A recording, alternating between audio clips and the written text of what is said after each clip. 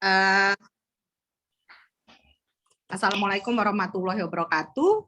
Selamat malam, salam kebebasan, salam Nusantara, salam anti perbudakan, salam anti kekerasan seksual, dan salam sehat untuk kita semua. Saya Adinda Tenriangke Muhtar, Chief Editor Suara Kebebasan, bersama dengan Managing Editor Suara Kebebasan. Di sini ada Galang Taufani dan para kontributor internal kami, Samuel Akristi dan Renaldi Adi Surya, mengucapkan selamat datang. Terima kasih banyak sebelumnya untuk para narasumber, Mbak Siti Badriah dari Migrant Care, dan juga Mas Isnur yang ini sudah kali kedua manggung bersama SK, kemarin ngobrolin soal kebebasan akademik, dan sekarang kita bicara di isu berbeda soal kasus Langkat. Untuk teman-teman yang mungkin belum mengenal Suara Kebebasan, bisa cek di suarakebebasan.id. Kami adalah aktivisme online. Sebenarnya kita juga ada kegiatan offline, tapi karena pandemi jadi banyak di online. Kita ada di web, ada di sosial media. Teman-teman bisa cek di YouTube, di Facebook, portal kami di suarakebebasan.id, Twitter, IG, dan lain juga, untuk mengetahui kegiatan-kegiatan kami. Jadi kami adalah portal libertarian yang berusaha memperkenalkan dan mempromosikan gagasan soal kebebasan individu, penegakan hukum, HAM, pasar bebas, dan juga pentingnya hak kepemilikan. Dan ini juga yang menjadi beberapa topik yang kami angkat dalam Forum Kebebasan. Jadi Forum Kebebasan mengangkat isu-isu terkini dan berusaha membahasnya dari perspektif kebebasan juga. Untuk teman-teman bisa cek juga di Twitter kami, ada threads-nya nanti di @bebas.id, dan juga nanti akan ada rekamannya dan rangkuman ceritanya di portal kami di suarakebebasan.id.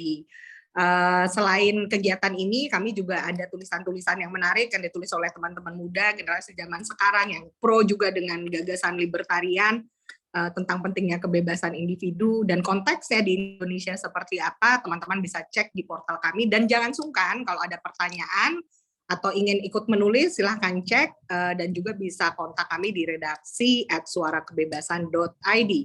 Tidak berpanjang-panjang, diskusi kita malam ini cukup menarik. Saya tidak akan bercerita lebih lanjut sebagai latar belakangnya karena ada Galang di sini yang akan memandu sebagai moderator dan ada para narasumber yang bisa bercerita lebih banyak dan sharing lebih banyak mengenai hal ini. Saya serahkan kepada Galang untuk memulai diskusi ini. Terima kasih, selamat berdiskusi dan salam kebebasan. Baik, terima kasih Mbak Dinda. Assalamualaikum warahmatullahi wabarakatuh. Selamat malam teman-teman. Selamat datang di acara Forum Kebebasan. Hari ini pada tanggal 11 Februari 2022 kita menyelenggarakan satu diskusi webinar yang berjudul mengkritisi perbudakan modern di Indonesia. Terima kasih sekali lagi kami sampaikan kepada narasumber juga yang sudah datang di tengah-tengah kita. Ada Mas Isnur, selamat malam Mas Isnur. Ada Mbak Siti Badriah dari Migrant Care, Mas Isnur dari YLBHI. Seperti kita ketahui bahwasanya isu terkini soal penangkapan Bupati Langkat beberapa waktu yang lalu ya, itu memang membangunkan satu kesadaran baru di tengah-tengah kita. Walaupun sebetulnya kesadaran itu juga sudah cukup lama ya hadir, tapi seolah-olah momentum yang kemarin terjadi, kemudian peliputan media dan seterusnya, itu membawa kita mengingat kepada kita semua sebetulnya di era modern seperti ini kok masih muncul ya yang namanya perbudakan. Dan ini menjadi satu hal yang cukup serius, bagaimanapun dalam beberapa perspektif ya, misalnya dalam konteks sosiologi, kemudian dalam konteks hukum, dan konteks masyarakat secara umum, sebetulnya bagaimana sih kita melihat persoalan ini. Terutama bagaimana juga aktor-aktor, ya ini menjadi isu strategis.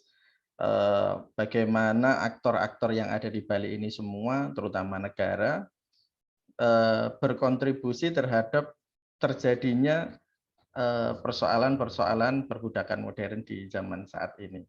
Dan ini menjadi persoalan yang sangat serius di tengah-tengah kita semua. Forum Kebebasan dalam isu kali ini mencoba mengangkat isu tersebut dalam rangka untuk melakukan advokasi-advokasi dan mau melakukan penyadaran-penyadaran di tengah teman-teman semua di dunia digital. Nah, pada hari ini teman-teman, kita nanti akan mendengarkan pemaparan dari Mbak Siti Badriah maupun Mas Isnur untuk menjelaskan bagaimana sih sebetulnya melihat persoalan ini ya.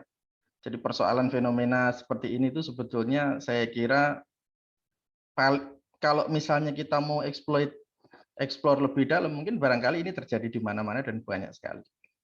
Terutama migrant care yang sejak awal konsisten mengawal isu tersebut ya misalnya. Tapi kan nanti juga bisa kita lihat bahwasannya sebetulnya bukan pertama kali ini saja kan, sebelumnya waktu-waktu yang lalu bahkan mungkin ada kasus-kasus serupa yang muncul berkaitan dengan isu-isu perbudakan seperti ini misalnya. Nah, oleh karena itu diskusi kita pada malam hari ini akan mengajak Mbak Siti Badriah dan Mas Isnur untuk menjelaskan kepada kita supaya kita bisa melihat sebuah frame yang lebih luas bagaimana melihat persoalan ini dan bagaimana seharusnya kita semua sebagai masyarakat bisa terlibat, berpartisipasi, melakukan advokasi-advokasi, melakukan penyadaran-penyadaran di tengah-tengah kita semua. Rasanya saya tidak perlu berpanjang-panjang lebar. Jadi teman-teman untuk menjelaskan sistematika diskusi kita kali ini, nanti pertama ada Mbak Siti Badriah mungkin akan banyak menjelaskan persoalan-persoalan bagaimana praktik perbudakan modern yang ada di Indonesia. Beliau nanti juga mungkin akan berangkat dari isu-isu yang berkaitan dengan kasus yang ada di Langkat, terus bagaimana sebetulnya kita bisa mendengarkan nanti juga migrant care itu selama ini mengadvokasi kasus-kasus ini seperti apa. Baru nanti setelah itu nanti kita bisa, setelah Mbak Siti nanti kita juga akan mendengarkan Mas Isnur. Mungkin Mas Isnur tentu banyak melakukan advokasi-advokasi hukum berkaitan dengan persoalan-persoalan seperti ini pula. Baik, tanpa berpanjang lebar, Mbak Siti Badriah, kami persilahkan Mbak, silahkan. Oke, Mas. Mulai dari apa tadi? Pokoknya ngalir aja, Mbak. Praktek perbudakan modern ya? Ya, praktek perbudakan modern ya. Ya, pokoknya nanti kita ngalir aja, Mbak. Mau mulai dari mana yang jelas kita bisa dapat gambaran lah persoalan ini seperti apa, terus kemudian advokasi-advokasi yang dilakukan oleh teman-teman migrant care itu seperti apa sih. Kan juga banyak tuh Mbak kasus-kasus yang serupa sebetulnya kan. Yang tidak hanya terjadi di, misalnya tidak hanya terjadi di perkebunan misalnya, di misalnya sektor kelautan, di sektor manapun misalnya juga nanti mungkin bisa dibandingkan juga mungkin. iya, perbudakan memang sejatinya sudah terjadi sejak dahulu kala ya. Tetapi di zaman-zaman modern ini ternyata masih terjadi apa yang namanya perbudakan itu. Seperti yang baru saja terjadi yang terungkap di Langkat, di rumah Bupati Langkat gitu, Perangin-angin. Nah, terungkap di situ ada beberapa orang yang tujuan awalnya katanya sih untuk rehabilitasi narkoba, tetapi faktanya mereka juga dipekerjakan di kelapa sawit, perusahaan kelapa sawit, dan di mana mereka itu bekerja lebih dari 8 jam, informasinya 10 jam ya, dari jam 8 pagi sampai jam 6 sore. Kemudian mereka hanya dikasih makan 2 kali sehari saja, kemudian tidak pernah mendapatkan gaji, kemudian tidak bisa berkomunikasi dengan dunia luar. Kemudian mereka setelah pulang itu dimasukkan di kerangkeng atau sel ya, di mana mereka dikunci dari luar gitu kan. Ini satu, kalau menurut kami ini sebagai indikasi ini satu perbudakan ya. di mana kebebasan para pekerja ini disandera gitu, diambil oleh si pengusaha itu, kemudian kerja paksa ya, kerja dengan jam kerja yang melebihi ketentuan, kemudian diasingkan dari dunia luar dan tidak bisa berkomunikasi begitu. Nah, selain itu sebenarnya kasus-kasus seperti ini juga terjadi pada banyak teman-teman pekerja migran, terutama di sektor anak buah kapal perikanan, kemudian di perkebunan sawit juga yang teman-teman di Malaysia itu, kemudian di pekerja sektor rumah tangga. Saya sendiri juga pernah ngalamin waktu di Malaysia begitu ya.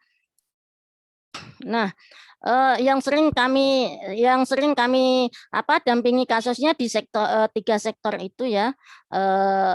Yang paling banyak sih di sektor anak buah kapal perikanan ya, mereka bekerja dengan jam kerja yang tidak tentu begitu karena mereka ada di tengah laut ya, kemudian dipaksa untuk bekerja terus-menerus dengan kondisi kerja yang tidak layak, terus akomodasi juga tidak layak, kemudian tidak ada hari libur, kemudian juga sulit berkomunikasi dengan dunia luar karena di tengah laut kadang-kadang nggak ada sinyal juga kan, sulit untuk berkomunikasi, kemudian mereka juga gajinya itu seringkali ditransfernya ke perusahaan yang ada di sini di Indonesia dari perusahaan yang ada di luar negeri itu, kemudian gaji itu tidak diberikan full ke ABK tersebut begitu. Beberapa kasus yang kami tangani itu malah udah beberapa tahun baru mereka kembali ke Indonesia itu baru dikasih dan itu tidak full gitu kan. Kemudian akomodasi yang diberikan di tengah laut itu ternyata dipotong dari gaji-gaji, akumulasi gaji-gajinya itu dipotong gitu. Jadi akomodasi yang diberikan di tengah laut itu dipotong dari gajinya gitu. Kemudian halo ya, halo. Nah, bisa masuk kok Mbak suaranya Mbak.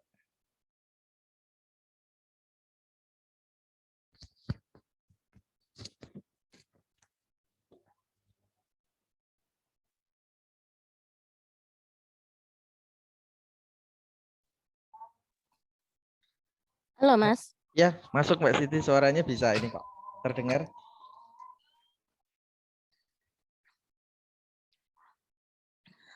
Kemudian yang banyak juga kasus-kasus yang kami dampingi adalah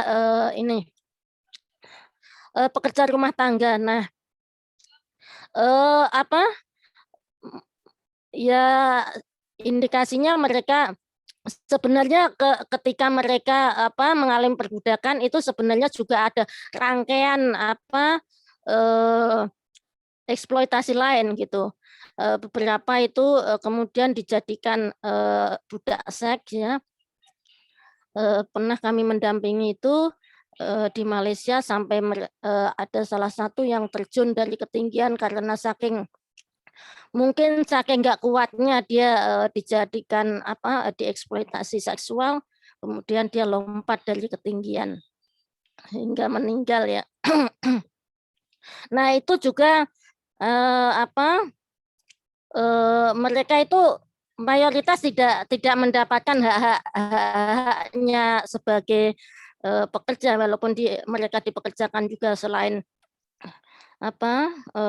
sebagai pekerja ya, mereka tidak mendapatkan hak-haknya gitu. Mayoritas mereka juga tidak mendapatkan gaji, nggak dapat libur gitu kan. Kemudian juga tidak bisa berkomunikasi dengan dunia luar. Jadi benar-benar mereka itu di bawah, kendali atau, dirampas, kebebasannya oleh, yang mengendalikan itu, gitu. Kalau kalau seperti kasusnya yang dilangkat itu oleh, pengusahanya itu atau, Pak Bupati dugaannya. Kalau kasus-kasusnya, yang anak buah kapal itu ya tentu, majikannya gitu ya kan. Kemudian yang kasus-kasus PRT juga, itu majikan atau germonya, seperti kasus saya itu adalah majikan dan agen gitu. Jadi agensi, di Malaysia, agensi di luar negeri itu seringkali juga menjadi, pihak yang, pelaku, perdagangan orang dan, perbudakan gitu. Monggo Mas, apalagi Mas? Yang minta di-sharing apalagi nih? Berarti Apalagi tadi? memang ya sebetulnya faktor agen itu juga memang menjadi yang krusial ya Mbak ya. Bagaimana model-model perbudakan itu bisa sangat terjadi di tengah-tengah masyarakat itu ya. Misalnya kalau misalnya dalam kasus yang terjadi di Langkat itu Mbak, itu sebetulnya kan memang kan diketahui kan Mbak itu kalau bahkan penegak hukum katanya juga tahu tuh kalau sebetulnya mereka itu melakukan rehabilitasi dan sengaja dikerangkeng lah bahasanya itu. Nah itu gimana Mbak temuannya teman-teman Migran Care soal itu Mbak? Ya, sebenarnya kalau dikatakan rehabilitasi itu tidak layak juga Mas, karena itu kan tempatnya sempit, kemudian mereka dikerangkeng dengan dikunci dari luar gitu ya kan. Kemudian juga nggak bisa keluarga itu juga nggak boleh menjenguk kan. Kemudian nggak boleh menuntut kalau terjadi apa-apa dengan, yang di dalam kerangkeng itu. Keluarga tidak boleh menuntut apapun, dengan, apapun yang akan terjadi dengan, si yang akan direhabilitasi itu. Jadi sebenarnya ya, indikasi eee perbudakan, mungkin ada irisan juga dengan, perdagangan orang, itu, sangat, terlihat di sini ya. Kalau kalau standar untuk tempat rehabilitasi itu tidak layak sih, Mas. Dan sebenarnya juga tidak dibenarkan kalau, secara, perorangan itu punya sel kayak gitu ya. Itu kan juga nggak ada izinnya, Mas. Kemudian juga kalau rehabilitasi kan harus ada juga di bawah pengawasan, tenaga kesehatan kalau rehabilitasi itu. Ya kan, itu kan nggak ada ya kan. Nah, kalau dikatakan tempat rehabilitasi itu sepertinya bukan tempat rehabilitasi. Itu, nggak layak lah dikatakan tempat rehabilitasi gitu. Tapi kalau Migran Care sendiri kan emang pertama itu kan kita baca di media itu kan yang melaporkan Migran Care kan Mbak ya. Iya betul. Dan itu memang dapat laporan terus kemudian ini kan kalau nggak saya mengikuti di Komnas HAM kelihatannya memang belum ada ini ya, belum ada press release soal itu ya, temuan soal itu. Maksudnya tapi kalau soal Migran Care sendiri memang sudah apakah ada laporan khusus soal itu Mbak yang sudah menjelaskan gimana kondisi terus kemudian perkembangan kasus ini sejauh mana sekarang gitu? Ya, update-nya sih yang diberikan pada kami itu ya ada indikasi penyiksaan di situ, kemudian juga bahkan ada yang meninggal ya, katanya 3 orang gitu ya. Ada ditemukan 3 kuburan di, sel itu, kemudian keluarga yang akan menitipkan anaknya atau keluarganya di sel itu tuh kan harus membuat pernyataan gitu. Nah, mungkin pernyataannya itu apakah di bawah tekanan atau gimana, yang intinya itu kalau terjadi apa-apa dengan yang dititipkan di sel itu keluarga tidak boleh menuntut apapun gitu. Nah, ada satu temuan juga, satu orang itu meninggal dan kondisinya waktu itu keluarga waktu dikabari itu sudah dimandikan dan di kain itu, kain jenazah itu tidak boleh dibuka. Nah, harus cepat-cepat dibawa keluar. Nah, setelah diambil kemudian sampai rumah dibuka sama keluarganya, ada indikasi penyiksaan gitu. Ada bekas pukulan-pukulan gitu, penyiksaan. Dan Ya, mereka sawit dengan tidak digaji itu, Mas. iya, artinya maksudnya artinya pihak keluarga dan sebagainya itu kan tahu ya. Dan kenapa apa ya? Kenapa maksudnya tidak pihak keluarga pun juga kelihatannya juga tidak mampu atau tidak berani atau tidak berani apa ya? Kan ini kan konon katanya kan kematian ada yang mati itu kan sudah beberapa waktu yang lalu. Maksudnya Iya, sebelum-sebelumnya pun juga sudah ada yang mati katanya. Nah, itu iya, maksudnya kenapa sih sebetulnya kalau kita mau tarik garis lurus ya atau benang merahnya sebetulnya ada faktor apa gitu, Mbak, yang yang melatar belakangi kenapa situasi ini tuh di dalam konteks sosial itu terjadi gitu loh. Di nah, masyarakat kok bisa terjadi dan lumrah. Seolah-olah loh ini kan sudah lama terjadi tapi kok kelihatan ini sekali ya lumrah gitu persoalan ini.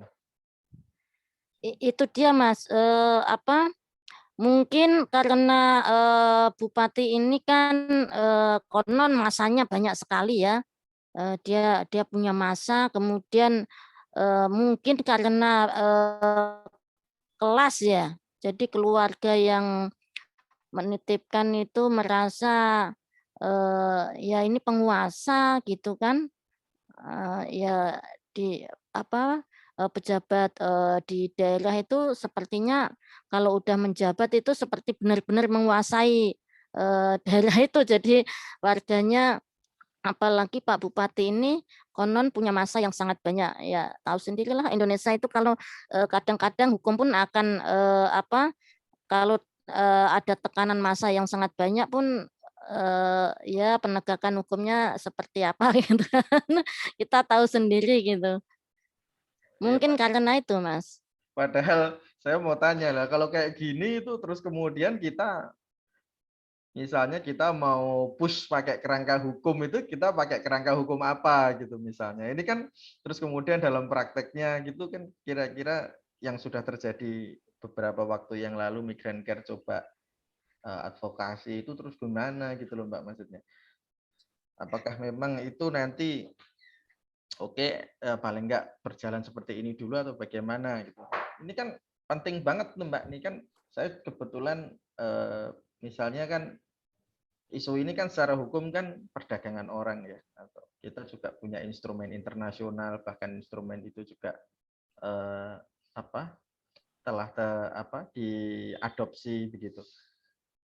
Sebetulnya kalau sejauh mana gitu loh Mbak instrumen atau kerangka hukum ini bisa betul-betul me, menyelesaikan kayak gini persoalan-persoalan ini gitu. Nanti mungkin ini juga barangkali bisa ditambahi Mas Isnur ya. Karena Ya, kan ini kan lagi-lagi kayak kita teman-teman itu kok kelihatannya kok misalnya hampir semua persoalan ini kok ujung-ujungnya masalah hukum ya. Hukumnya kok nggak dielaborate secara bagus gitu loh. Misalnya wadas ini coba kok kesannya masalah hukumnya itu juga sampai kekerasan dan seterusnya itu gimana sih gitu loh. sebetulnya. Ya, Kalau Mas. misalnya dalam prakteknya teman-teman di Migrancare gimana Mbak soal ini? Misalnya dalam konteks kerangka hukum penegakan persoalan-persoalan yang berkaitan dengan apa? Penegakan hukum terkait kasus human trafficking ya, perdagangan orang memang masih jauh dari harapan, Mas. Jadi pernah kami itu menangani satu kasus itu korbannya banyak sekali ya, puluhan orang dari Malaysia. Waktu di Malaysia itu waktu pertama yaitu dinyatakan mereka itu sebagai korban human trafficking, kemudian diamankan di rumah aman Malaysia. Tetapi ya tahu sendiri Malaysia kalau pengusahanya itu kuat, mereka pun kemudian udah jadi korban, dikorbankan lagi, dikriminalisasi dengan katanya disangkakannya itu ini menyalahi akta imigrasi, jadi undang-undang imigrasi Malaysia. Jadi padahal sebenarnya pelakunya kan pengusahanya, bukan pekerjanya gitu. Nah, sesampai di Indonesia itu kami kawal ya di pengadilan waktu itu, di Pengadilan Negeri Semarang. Pelakunya yang di Indonesia itu kebetulan istri seorang diplomat, waktu itu diplomat di Malaysia juga. Nah, waktu saat sidang-sidang itu sang suami yang tadinya itu diplomat kemudian udah pulang ke Jakarta yang Kementerian Luar Negeri itu selalu datang, walaupun dia itu tidak memakai baju dinas ASN, tetapi paling enggak kan ya hakim di Indonesia juga perspektif korbannya kan masih sangat kurang juga, Mas. Bahkan itu pelakunya itu malah dibebaskan, dan setelah bebas dia itu malah mencalonkan jadi anggota parlemen dari salah satu fraksi. Jadi udah sebenarnya secara kasat mata itu dia ini pelaku ini udah ketahuan lah ini perdagangan orang gitu, dan korbannya banyak sekali gitu. Tetapi ya mungkin karena dia suaminya seorang mantan diplomat, kemudian juga punya kuasa yang lebih daripada korban dan kami sebagai pendampingnya, akhirnya pelaku trafficking ini dibebaskan oleh hakim. Dan konyolnya lagi dia maju sebagai seorang anggota parlemen itu loh. Itu. Jadi memang perspektif hakim soal korban dan perdagangan orang itu masih sangat belum sesuai harapan sih. Artinya kalau misalnya ini nanti kan Bupati Langkat itu juga mungkin kan bisa dikenakan pasal ini juga kan, Mbak, misal. Kemungkinan ya. Tapi memang itu memang ya ngeri-ngeri juga ya kalau misalnya yang tadi kasus di Malaysia itu bisa sampai begitu ya. Iya, jadi kami baru berhasil yang pelakunya itu mendapatkan pidana di atas 10 tahun itu di Pengadilan Negeri Tangerang tahun 2020 kayaknya. Kasus apa itu, Mbak? Sama trafficking. Jadi diperdagangkan di negara Timur Tengah sana, dipindah-pindah ke beberapa negara. Memang udah ketahuan banget secara kasat mata emang ini kasus trafficking, dan hakimnya mungkin karena hakimnya sudah tua sekali atau gimana faktor apa, ya itu pelakunya divonis 11 tahun kemudian denda di atas 100 juta. Ya baru yang itu sih Mas yang berhasil kami perjuangkan. beberapa malah pelakunya itu bebas memang. Iya sih, artinya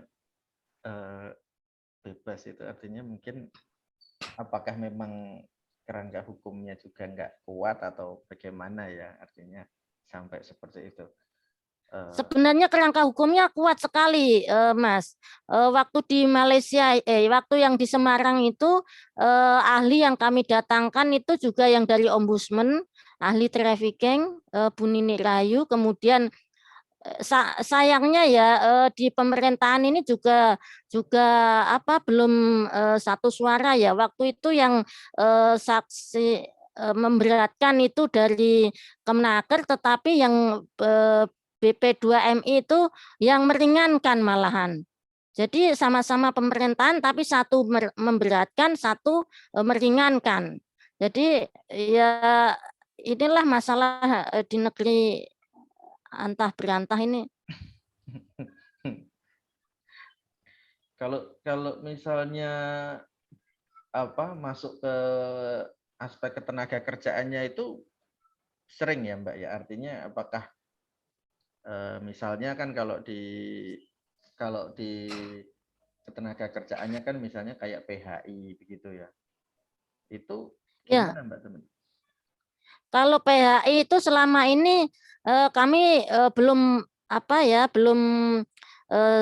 belum banyak yang situ, tapi yang mayoritas yang PHI itu yang ini anak buah kapal perikanan itu.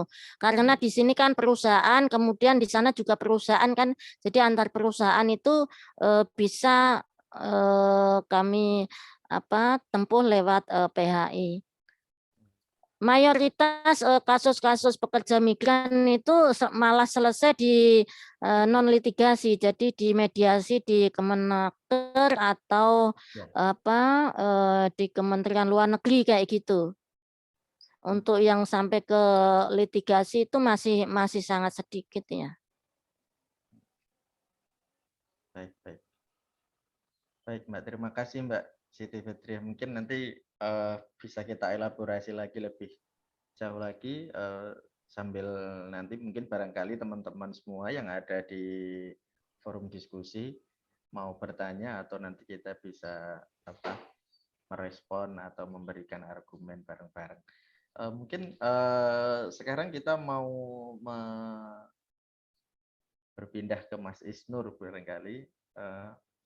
Berbeda dengan Mbak Siti Badriah, untuk Mas Isnur banyak berkecimpung dalam perspektif hukum ya, mungkin bisa banyak yang walaupun Mas Isnur pun juga kita tahu di LBHI concern juga terhadap pendekatan struktural khususnya ini kan juga penting sekali dilihat. Nanti mungkin barangkali Mas Isnur juga bisa menjelaskan nih kepada kita nih Mas, isu ini bagaimana sih harusnya kita melihat ya.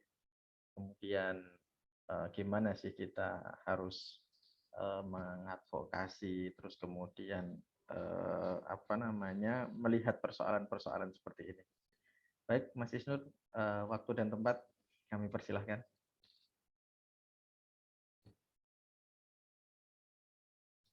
Mas Isnur mohon izin belum di unmute. Oke, sorry. Ya, selamat malam semua. Terima kasih sudah mengundang kembali YLBHI di forum ini, sebuah kehormatan. Tapi saya emang sudah awal mohon izin nggak bisa banyak bicara karena sakit tenggorokan. Tapi saya coba tadi sambil nunggu Mbak Badriah mencoba mengkerangkakan beberapa catatan di catatan YLBHI. Jadi kalau bisa izin di share screen, saya share screen PPT, mohon. Masih belum bisa nih, disable.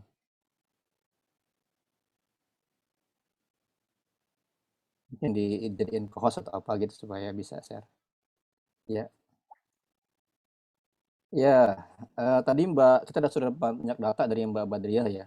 Bagaimana praktek di Indonesia itu sedemikian mengerikan gitu. Dan itu bukan sekedar bacaan atau temuan aktivis, tapi juga itu temuan dari dunia internasional gitu. Dan ini bukan fenomena di Indonesia saja, tapi juga fenomena di dunia gitu. 2017 di sidang umum PBB itu dilaporkan. Ini berarti kan kalau data di PBB kan data yang sangat valid ya, data yang sudah, bahkan bisa jadi data ini data yang dikecilin gitu ya, data yang discretinize supaya lebih valid, lebih kuat gitu. Padahal mungkin di lapangan lebih besar lagi prakteknya kalau dilebarkan definisinya gitu.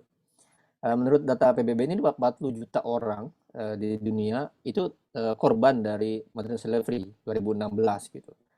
Dan bukan hanya itu, tapi juga angka anak ya, pekerja anak itu nyampe 192 juta orang. Jadi mengerikan sekali betapa dunia ini, walaupun kita sudah punya banyak ketentuan konvensi ILO tentang kerja paksa sejak tahun 33 gitu ya, 57 atau tentang kerja anak yang sangat banyak konvensinya, tapi faktanya masih seperti ini gitu.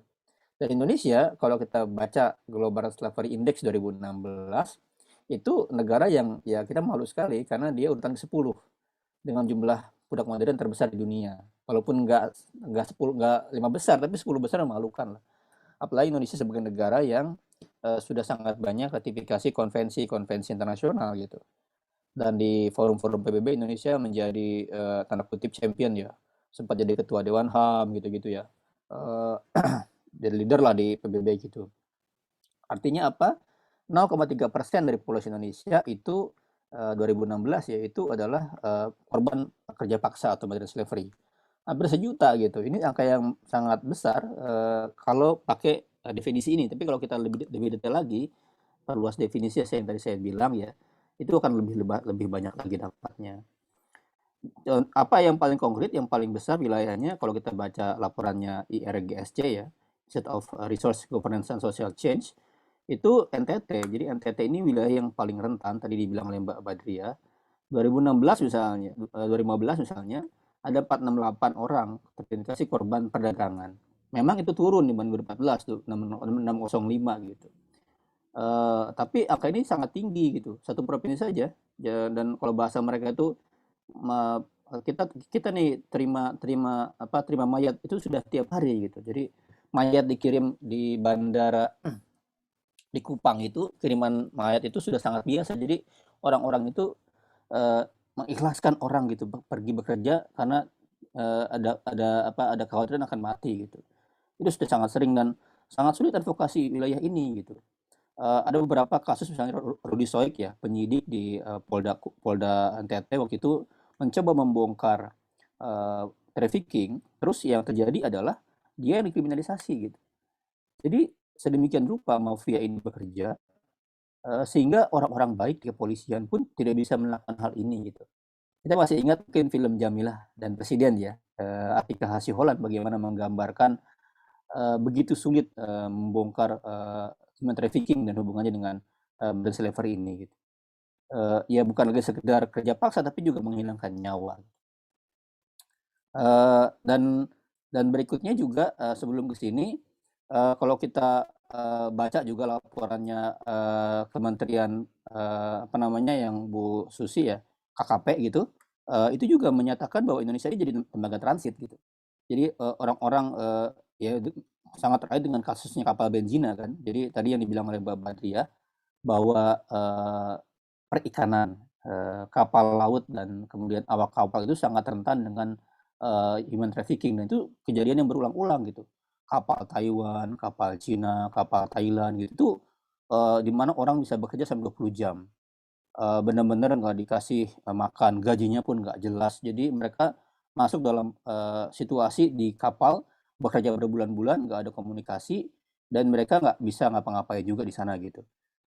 Dan bahkan sakit pun dipaksa bekerja kan, kita sangat banyak videonya, dan beberapa operasi militer dilakukan oleh Indonesia untuk membebaskan mereka gitu.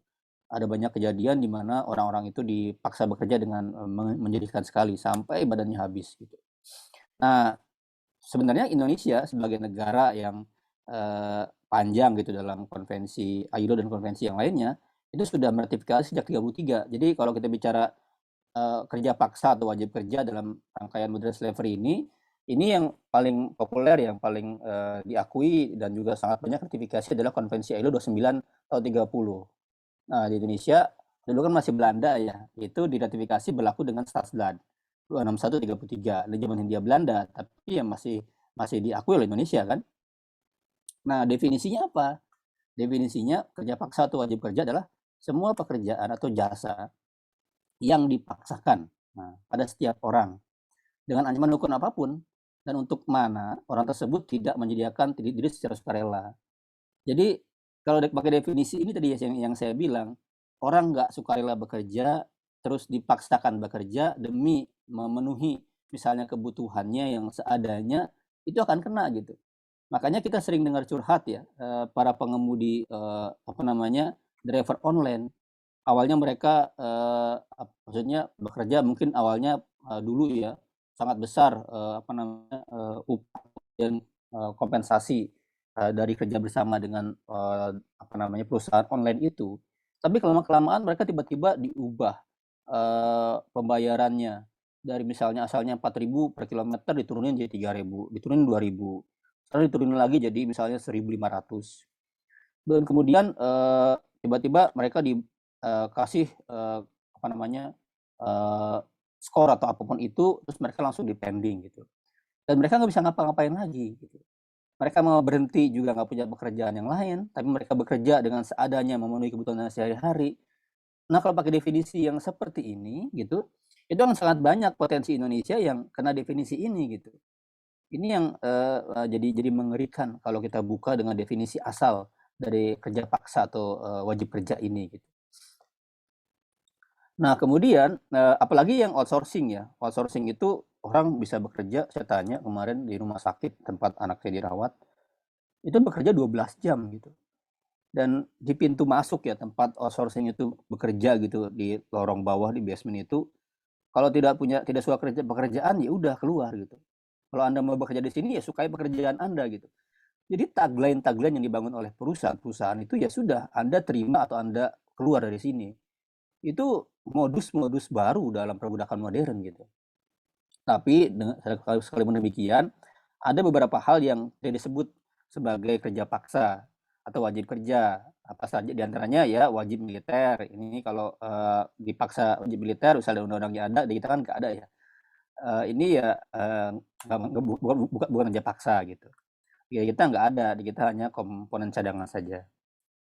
Kemudian apalagi setiap pekerjaan atau jasa yang merupakan sebagian dari kewajiban jasa warga negara yang mereka sepenuhnya apa misalnya ya mengut sampah atau apa gitu yang sehari-hari ya kalau diberikan sanksi, kalaupun dia nggak membuang sampah sembarangan, mengut sampah lagi didenda. Mengut sampahnya itu kan bagian dari kewajiban negara sepenuhnya kan, dan dia merdeka gitu. Hukum menetapkan seperti itu.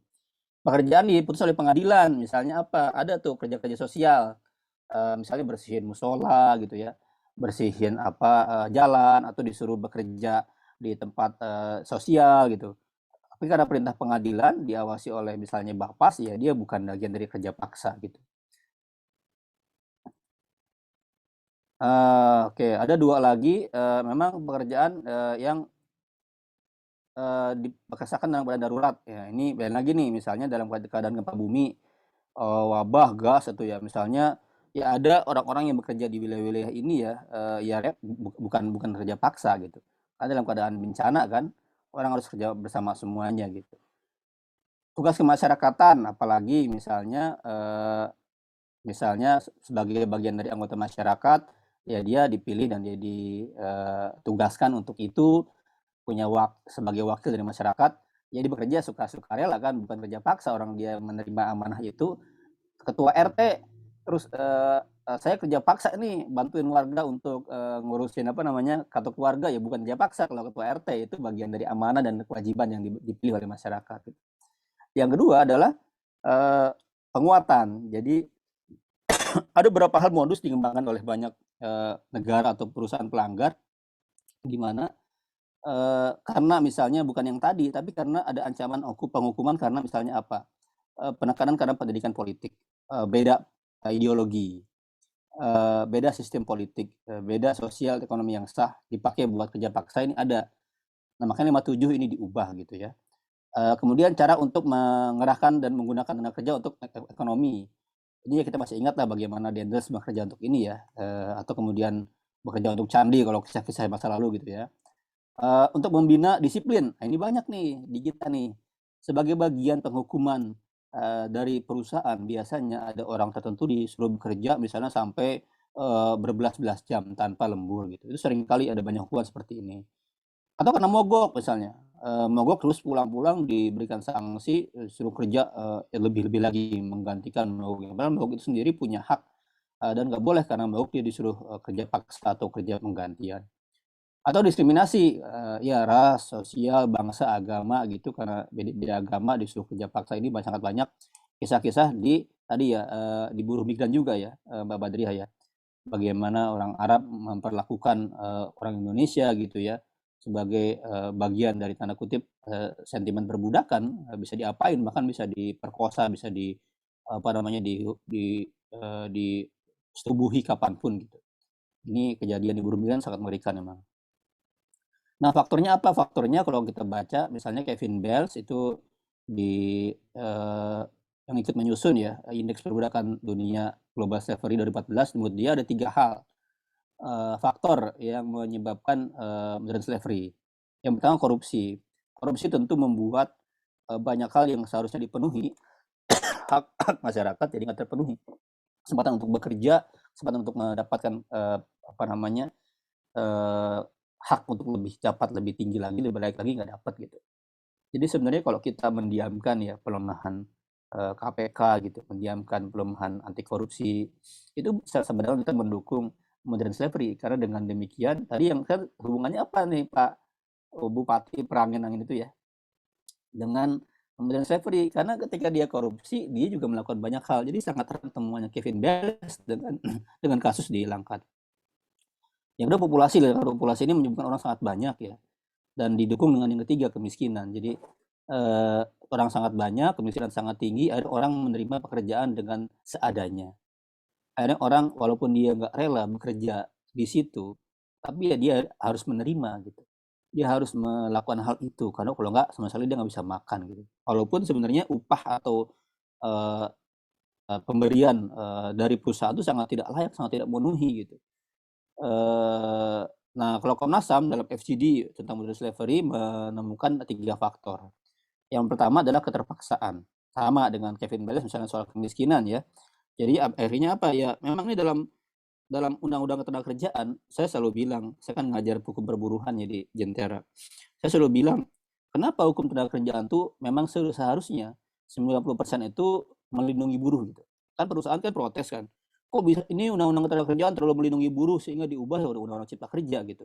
Memang secara filsafat hukumnya, posisi buruh itu timpang gitu.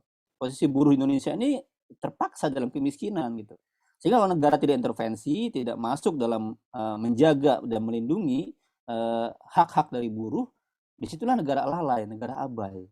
Makanya ketika Undang-Undang Cipta Kerja meloloskan, mengubah, menghilangkan banyak perlindungan dari Undang-Undang Ketenagakerjaan, maka negara sedemikian rupa semakin memudahkan proyek-proyek praktik-praktik dari modern slavery. Misalnya tadi saya bilang outsourcing misalnya. Outsourcing itu sudah modern slavery karena orang nggak jelas hubungan kerjanya dengan siapa. Dengan user atau dengan perusahaan penyedia jasa gitu. Tapi di Undang-Undang 13/2003 masih ada aturan pasal 6566. Bagaimana perusahaan yang bisa outsourcing? Wilayah mana saja? Kalau nggak memenuhi dampaknya seperti apa gitu. Itu kan garis minimal untuk outsourcing gitu ya. Tapi di Undang-Undang Cipta Kerja, Omnibus Law dihilangkan pasal-pasal itu.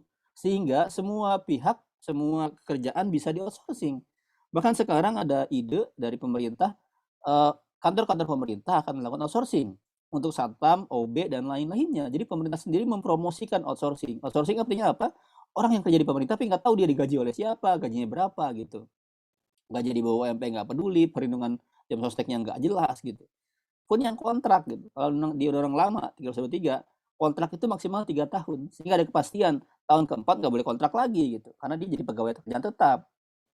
Cipta Kerja, kontrak itu nggak ada batasan waktunya 3 tahun berapa lama. Jadi orang bisa dikontrak bertahun-tahun selama 20 tahun, terus tahun lagi perpanjang, tahun perpanjang. Itu artinya apa? Orang bekerja dalam keadaan terpaksa ya. Nggak ada kejelasan dan nggak ada, kemudian setelah selesai bekerja nggak ada pesangon gitu. Itu artinya apa? Undang-undang kita sekarang mengarah pada semakin dibukanya modern slavery. Yang kedua, sulitnya posisi tempat bekerja untuk diakses. Jadi bukan hanya keluarga atau masyarakat, tapi juga pemerintah. Ini yang tadi dibilang oleh Mbak Badriah di wilayah-wilayah kebun sawit. Jadi perkebunan sawit itu kan di tengah-tengah kebun ya. Eee, ya dan saya bukan hanya kemampuan, jadi emang kemampuan pengawas sangat minim, angka-angkanya sangat minim, yang kedua kemauan. Jadi sudah sangat minim, kemauannya pun tidak ada serius. Pemerintah pusat, daerah, dan pengawas-pengawas itu tidak serius mau mengawasi bagaimana praktik pekerjaan di buruh sawit gitu. Itu, buruh sawit kan ayahnya misalnya punya punya tanggungan dalam sehari misalnya dia 1 ton. Itu nggak mungkin dia lakukan. Akhirnya apa? Akhirnya dia mengajak anak dan istrinya. Anak istrinya untuk mengejar 1 ton itu. Karena nggak mungkin 1 ton dikerjakan oleh sendirian di kebun yang sangat luas seperti itu. Dan, apa namanya, untuk menjaga dari banyak hal, butuh pestisida. Nah, perempuan-perempuan di wilayah kebun sawit ini sangat banyak yang, terganggu, apa namanya, wilayah reproduksinya karena, berhubungan dengan pestisida gitu. Mereka harus nyemprot, mereka harus mengolah sawitnya, dan akhirnya anak-anak yang hidup di, perkebunan sawit, jauh dari sekolah, jauh dari apa, harus membantu ayahnya. Sementara gaji yang dibayar oleh perusahaan sawit hanya kepada 1 orang, kepada ayahnya saja gitu. Istri dan anaknya bekerja nggak dibayar. Artinya apa? Istri dan anak ini kerja paksa.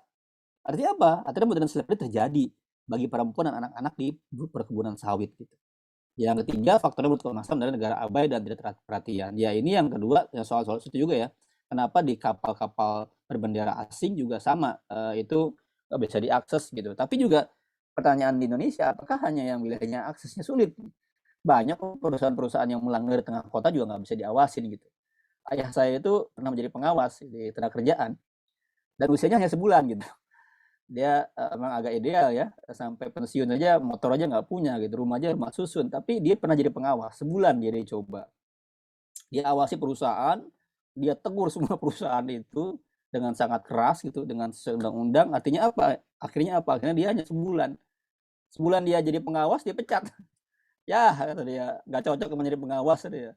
Nggak bisa tegas sebenarnya. Jadi artinya apa? Artinya bahkan bupati, pejabat lebih tinggi melindungi praktik-praktik buruk ya, kerja-kerja yang tidak bagus itu di perusahaan-perusahaan. Itu di seluruh Indonesia hampir gitu. Itu tambahan dari saya, semoga melengkapi diskusi kita malam ini. Terima kasih.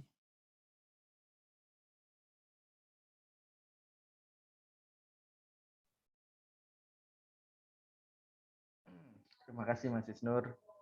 Eh, jadi mungkin bisa kita lihat kalau yang disampaikan Mas Isnur tadi memang mencoba masuk ke isu perburuhan ya, bagaimana sebetulnya relasi isu perburuhan dengan konteks apa namanya perbudakan modern begitu.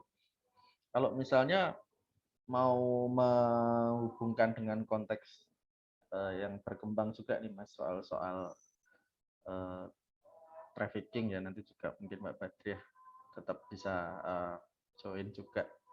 Nah itu kira-kira bagaimana Mas melihat itu? Trafficking ya. Trafficking ini kan sistematis Mas.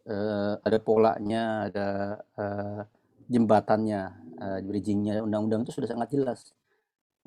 Bagaimana unsur trafficking itu sudah sangat ada gitu. Dan modus-modusnya pun sudah sangat banyak diungkap oleh banyak lembaga tentang trafficking ini. Ya, pertanyaannya, ada banyak pengusaha, saya tahu di beberapa, Mbak Badriah juga tahu lah, beberapa anggota DPR bahkan menjadi pengusaha jasa tenaga kerja ya, Mbak Badriah ya. Mereka punya konflik kepentingan di DPR sebagai orang yang terlibat dalam isu undang-undang gitu, pun dalam pengawasan. Jadi ini melibatkan petinggi-petinggi yang sangat besar gitu. Kapolda biasanya juga dapat jatah, dapat peranan dari situ. Jadi yang disebut oleh Kevin Bales tadi soal korupsi itu karena dia sedemikian rupa menciptakan ekosistem yang mendukung trafficking ini gitu. NTT itu gimana coba mulai dari perekrutan, sangat ramai. Orang udah ketahuan kok perusahaan mana yang bisa merekrut. Pemalsuan keterangan itu melibatkan pemerintah. Dia masih usia 13 dipalsuin di 18. Itu pemerintah daerah ikut memasukkan gitu. Terus di bagian pengiriman tenaga kerjaannya, di bandaranya, di pelabuhannya. Itu semua bandar apa namanya perusahaan pejabat bandar udaranya itu, pejabat bandar pelabuhannya itu tahu semua. Jadi bagaimana lingkaran setan yang kita putus? Itu pertanyaan penting, Mas. Jadi di undang-undang bagus ya, secara kebijakan itu bagus, tapi secara praktik, secara implementasi aparatnya busuk semua ini. Sangat sedikit yang diungkap gitu. Jadi butuh komitmen yang sangat besar dari pemerintah pusat, kepolisian, pemerintah daerah untuk melawan ini. Itu sih soal trafficking pada akhirnya. Dan bukan hanya di NTT, misalnya di kampung-kampung Indramayu, Sukabumi, Cianjur, di Jawa Tengah juga sama, di Brebes, Tegal gitu. Itu mulai dari awal. Jadi bagaimana anak kecil 13 tahun, 14 tahun dia diajak oleh bahkan saudaranya sendiri kadang-kadang, oleh pamannya, oleh bibinya, oleh saudaranya yang lain untuk bekerja, dan dia nggak tahu mau bekerja apa gitu. Di pasukan keterangannya ditempatkan dalam situasi yang sangat sulit, nggak mampu berbahasa Arab, berbahasa Inggris misalnya. Dan dia nggak tahu apa bekerja seperti apa, atau bahkan dalam hal yang sederhana, Mas. Kita seringkali makanya kenapa YLBHI dan teman-teman mendorong pengesahan undang-undang pekerja rumah tangga. Kita sadar nggak sih melakukan kerja paksa secara terselubung kepada pekerja rumah tangga kita, atau orang menyebutnya pembantu rumah tangga gitu. Buruh saja kerja hanya 8 jam. Sabtu Minggu ada hari libur. Gajinya ada UMP. Sementara PRT-PRT di rumah-rumah di Indonesia itu kerja 24 jam loh melayani majikan-majikannya. Sabtu Minggu masih kerja, upahnya paling tinggi 2 juta, 2 juta setengah gitu. Saya dengar kabar ya paling rata-rata 1,5 gitu. Dengan alasan apa? Dengan alasan saudara yang diajak. Alasannya apa? Alasannya membantu gitu-gitu. Tapi itu sebenarnya modern slavery dalam kadar yang lebih sophisticated gitu. Makanya kita harus lindungi melalui undang-undang pekerja rumah tangga. Itu sih. Nah, dalam banyak hal trafficking juga terjadi melalui modus-modus bukan hanya bekerja di wilayah misalnya ujungnya adalah seks ya. Bekerja di wilayah ujungnya adalah buruh migran, tapi juga menjadi pekerja-pekerja di rumah-rumah tangga di Indonesia. Cek aja deh penampungan babysitter itu gimana keadaan mereka. Mengerikan sekali. Mengerikan sekali. Demikian, Mas. Kalau boleh berkomentar juga sih, Mas. Maksudnya apakah semua aspek ini kan kita bicara labor tadi ya. Apakah semua profesi, apakah semua hal itu harus diatur ya. Artinya misalnya upah minimumnya ataupun batasan-batasan harganya, misalnya tenaga kerja misalnya sekian harus sekian itu misalnya Oh apakah semua iya, misalnya makanya di undang-undang ketenagakerjaan itu kalau Anda ngasih di bawah UMP pidana hukumannya. Itu menjaga apa namanya menjaga agar itu nggak terjadi modern slavery. Dan itu peraturan internasional, larangan kerja lewat 8 jam. Kalau jam kerja lewat dari 8 jam dia masuknya lembur. Seperti itu. Dan pertanyaan Mbak Adinda itu sejauh mana negara harus intervensi? Ya kalau kita membaca filsafat negara Indonesia, tujuan pemerintah dibentuknya untuk apa? Untuk melindungi segenap bangsa Indonesia dan seluruh pada Indonesia, sampai kalimat keadilan sosial bagi seluruh anak Indonesia. Jadi kalau kita setuju ya, masih memegang teguh tujuan didirikannya Indonesia ini, kita harus setia sekata dengan kalimat-kalimat itu. Negara harus hadir melindungi, dan jangan sampai kemudian menciptakan jurang yang semakin jauh gitu. Negara harus hadir untuk apa? Untuk keadilan sosial. Jangan sampai orang-orang bekerja tanpa ada intervensi dari negara. Di sini sih filsafat dari Indonesia ya, filsafat hukumnya dan semua peraturan undang-undangan harusnya mengacu ke situ, mengacu ke Pancasila, mengacu kepada pembukaan Undang-Undang 145 sebagai apa namanya dalam hukum konstitusi itu sebagai dasar hukum tertinggi gitu. Yang kedua ya sesuai dengan pasal-pasal di konstitusi. Bagaimana menjamin hak atas pekerjaan yang layak untuk pemenuhan itu semua gitu. Itu sih. Semakin mengasumsikan pasar itu baik itu di Indonesia kenyataannya tidak, dan negara-negara di dunia termasuk konvensi ILO tadi itu sangat mementingkan tentang peran penguasa umum gitu. Bagaimana peran penguasa umum sangat dipentingkan oleh PBB, oleh konvensi ILO, oleh konvensi yang lain untuk menjaga perlindungan ini.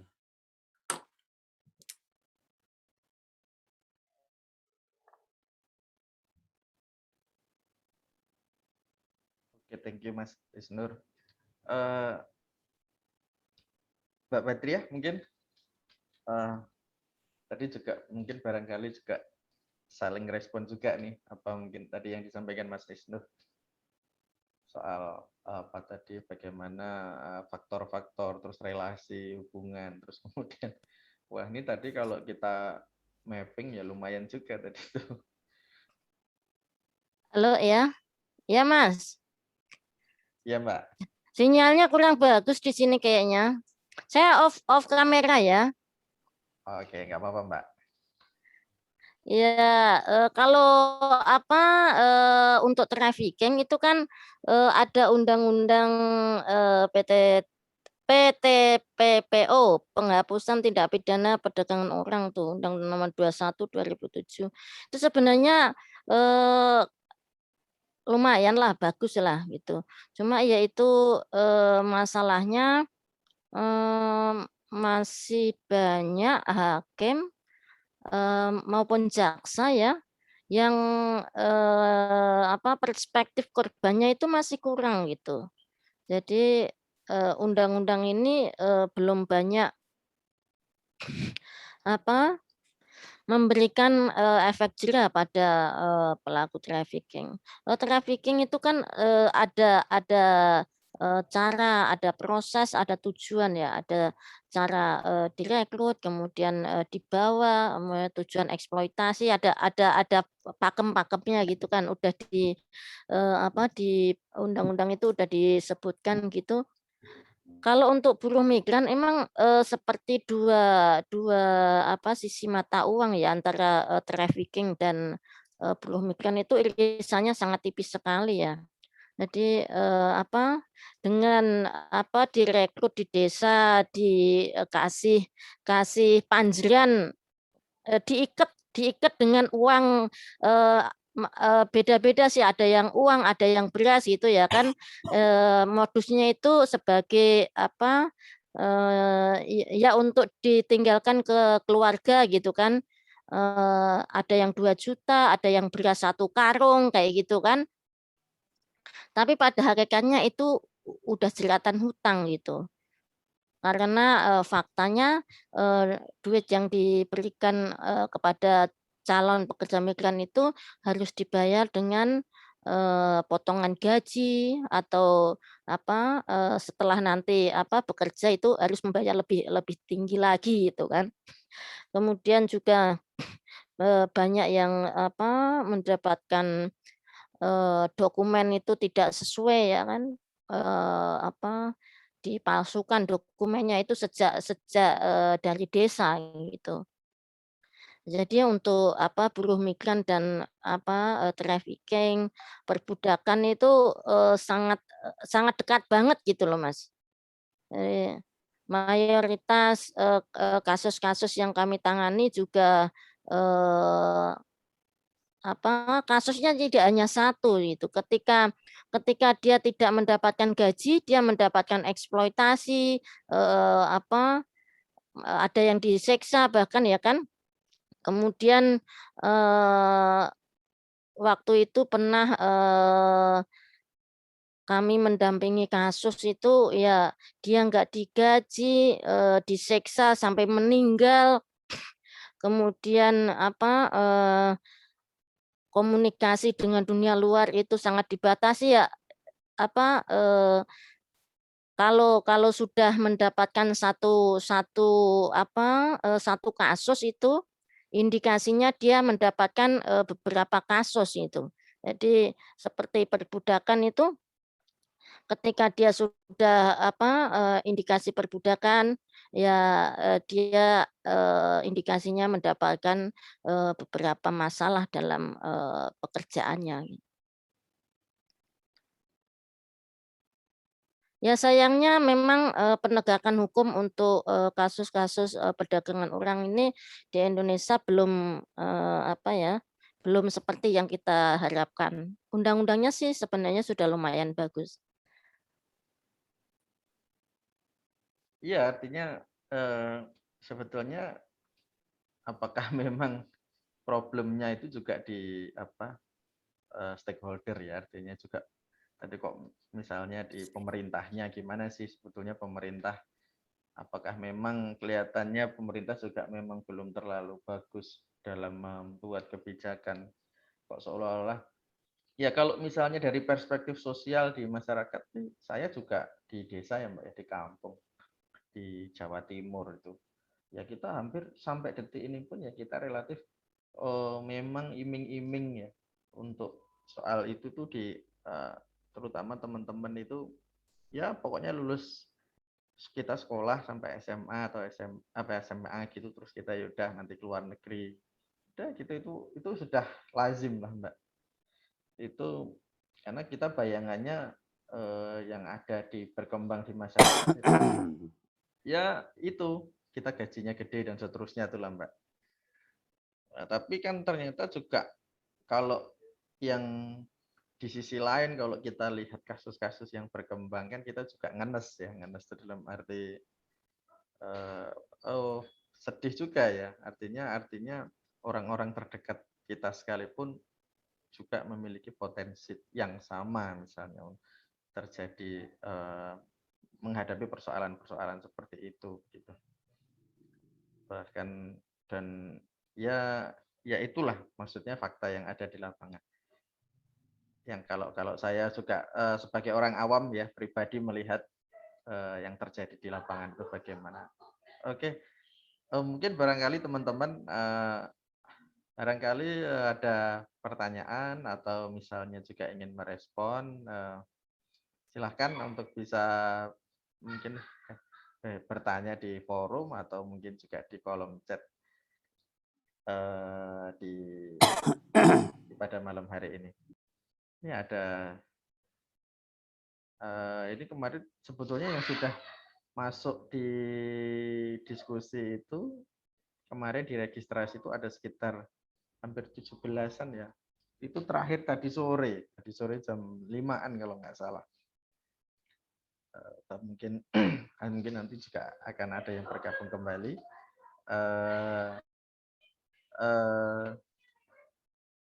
Mungkin ada teman-teman yang mau Mas Usep, kami persilahkan Mas Usep.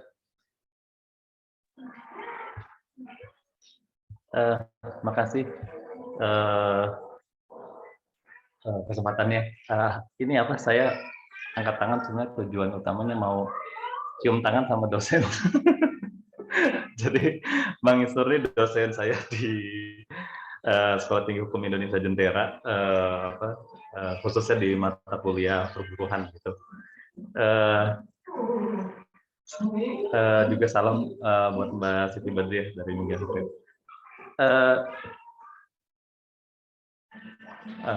Jadi boleh nanya gini, saya tertarik ini Bang Isnur, Mbak Badriah, saat menyinggung tentang pekerja rumah tangga gitu. Terus kita kaitkan dengan istilah perbudakan modern, lalu menyertakan kasus-kasus yang menunjukkan permasalahan dari ketenaga kerjaan gitu, khususnya yang kemudian disimpulkan sebagai praktik perbudakan gitu. Nah, saya orang yang setuju ketika kasus-kasusnya itu wujudnya adalah kekerasan gitu. Jadi orang dipekerjakan terus mendorong atau menarik proses kerjanya itu dengan kekerasan begitu, kekerasan dan ancaman gitu ya. Nah, saya kebingungan ketika itu kaitannya sama istilah upah begitu. Ketika istilah upah, jadi dalam kenyataannya ketika yang disinggung adalah pekerja rumah tangga, karena sudah berumah tangga ya, jadi punya pengalaman mempekerjakan pekerja rumah tangga begitu ya, dan juga ngobrol sama tetangga terus sama kakak adik yang juga memperkerjakan pekerja rumah tangga gitu ya. Saat Bang Isnur menyinggung kalau di bawah upah minimum itu bisa dipidana gitu, jadi deg-degan. jadi deg-degan. Yang saya mau bahas tuh begini, Bang Isnur, ketika upahnya itu di bawah upah minimum gitu ya, tapi yang yang terjadi di lapangan bisa diterima dan itu sesuai dengan kehidupannya gitu, kehidupan si pekerja rumah tangga ini begitu. Tentu di sini ada ketika istilahnya hanya dibedakan upah minimum gitu ya, sesuai tidak sesuai gitu ya, di atas atau di bawah, itu enggak representatif istilahnya, saya bingung sih. Jadi ketika yang di bawah itu semuanya adalah masuk kategori perbudakan modern gitu ya, saya khawatir ini Bang Isnur,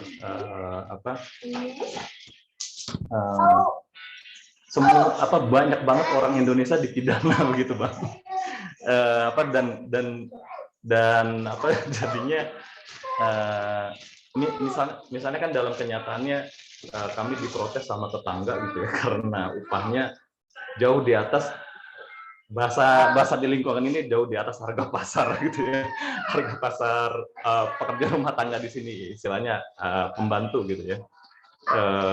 Terus ketika ngobrol misalnya lagi lebaran gitu, nanya-nanya ART atau PRT digaji berapa, kami gitu ya,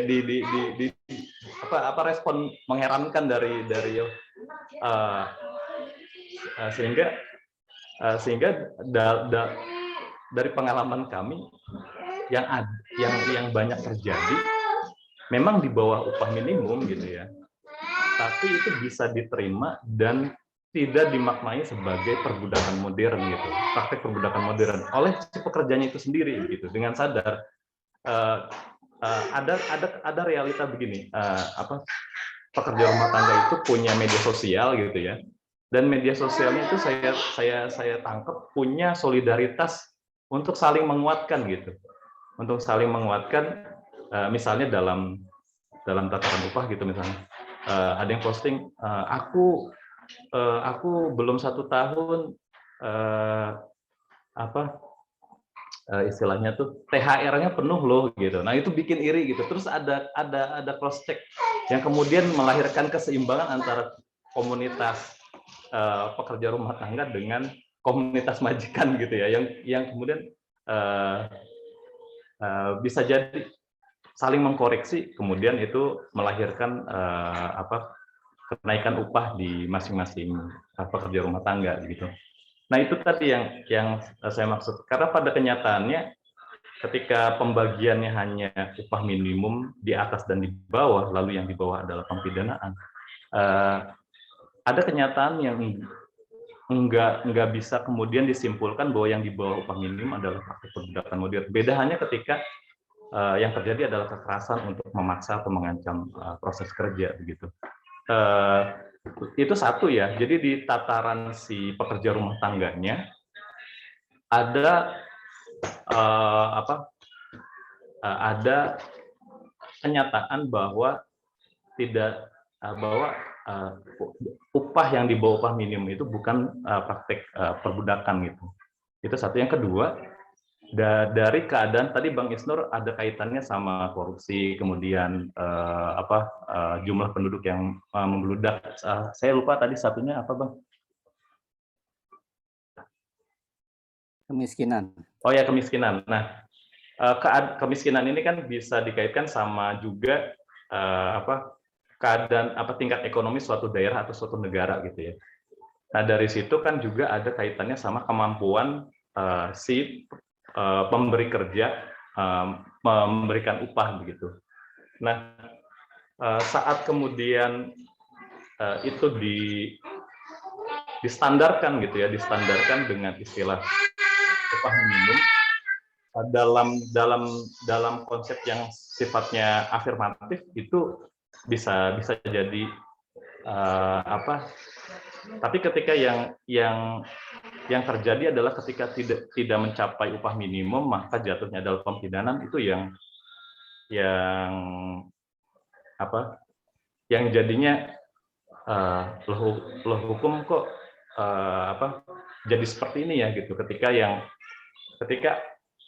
antara pemberi kerja sama yang bekerja itu sebenarnya tidak ada permasalahan, tapi ketentuan hukum malah menyebutkannya itu sebagai praktek kejahatan gitu kan, karena penjelasan dalam pidana. Itu Bang Isnur dan Mbak Siti Badih. Terima kasih.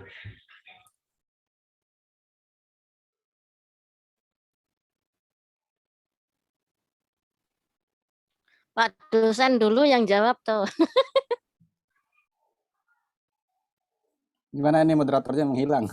Silahkan Mas Isnur. Iya, ya tentu dalam praktik penilaian kasus per kasus nggak bisa dipukul rata dong. Pemidanaan juga langkah yang paling terakhir. Itu prinsip itu kembali ke pidana. Ini kita bicara prinsip tentang hukum perburuhan dulu. Kalau menggunakan pidana ya nggak, kita pakai prinsip hukum pidana, tidak bisa langsung pakai pidana. Dia ultimum remedium. Tidak juga kemudian pakai langsung asasnya represif gitu. Jadi preemptif dulu, preventif dulu gitu. Itu nggak bisa semua langsung dipakai dijelaskan seperti itu. Tapi prinsip atasnya, prinsip standarnya itu harus disepakati dulu. Bahwa harus ada batas minimal di mana orang dihargai sebagai manusia dan dikategorikan sebagai kerja paksa seperti apa gitu. Nah, di situ kan juga ada unsur tadi kerelaan ya. Sejauh mana kerelaan. Nah, kadang kerelaan ini kan sifatnya itu sumir. Orang ini sebut rela tapi sebenarnya nggak rela dalam hatinya gitu. Iya, saya rela, saya ikhlas, tapi sebenarnya dalam hatinya dumel gitu. Dalam hatinya dia mengeluh setiap hari gitu. Kayak ada juga orang yang dengan ikhlas itu, kan Indonesia ini ada sifat kekerabatan ya. Ada orang nih kerja di keraton, bahkan sama sekali nggak dikasih upah gitu. Abdi dalam cuma dikasih makan doang, ada tuh. Dan dia merasa beruntung sebagai abdi dalam di keraton berpuluh-puluh tahun. Itu juga gitu tuh, gimana melihatnya gitu. Kalau pakai pendekatan hukum positif, dia akan kena tuh. Keraton melakukan kerja modern slavery. Dalam praktik memang pada akhirnya dia akan berbenturan, akan ketemu dengan budaya setempat, dengan konteks keagamaan, dengan konteks kultur dan adat gitu. Itu kan ketemu semuanya gitu. Nah, sejauh mana mencari perimbangan penerapan dan juga standar internasional menjadi penting berlaku di sini. Kalau kita lihat nyawa mau kasus per kasus akan sangat banyak kasus per kasus terjadi gitu. Itu sih memang di titik itu saya sepakat kalau per kasus kita harus catat.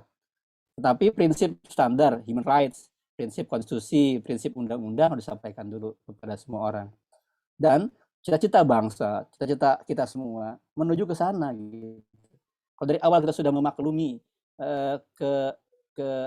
keterbatasannya, memaklumi ke segitunya, ya udah. Mungkin zaman dulu juga orang nggak akan pernah berjuang tentang 8 jam kerja. Udah bersyukur deh kerja 12 jam, syukurin aja nggak usah berjuang. Tapi kan menuju 8 jam itu butuh berdarah-darah gitu. Butuh perjuangan mati banyak orang waktu itu. Untuk berjuang hanya 8 jam saja. Yang dijadikan May Day sekarang oleh kita tiap 1 Mei itu gitu. Hak cuti haid, hak cuti melahirkan itu perjuangan yang panjang sekali untuk perempuan dapat hak cuti haid. Pun itu mau dihilangkan juga gitu. Pun sudah ada undang-undang yang mengatur haknya, perusahaan macam nggak ngasih juga gitu. Karena apa? Karena udahlah head to head doang gitu. Dan pemerintah pun nggak ada yang ngawasin, ya udah akhirnya perempuan-perempuan dengan keterpaksaan ya, walaupun dengan dia sangat menderita saat hari head 1 dan 2 dia tetap bekerja gitu. Saat melahirkan itu sangat yang paling sedih buat perempuan di Indonesia ya.